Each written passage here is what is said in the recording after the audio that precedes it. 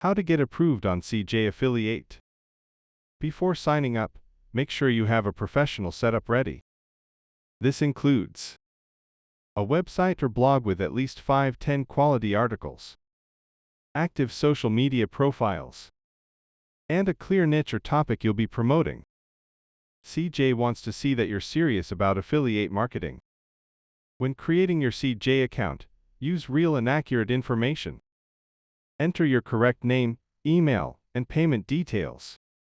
For the company name, you can use your personal name. One of the most important parts of the application is the Promotional Methods section.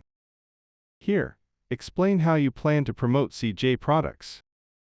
For example, I will promote products through my blog, social media, and email marketing by providing helpful tutorials and reviews. Avoid vague answers like, I want to make money online. After your account is approved, you still need approval from individual advertisers. Thanks for watching.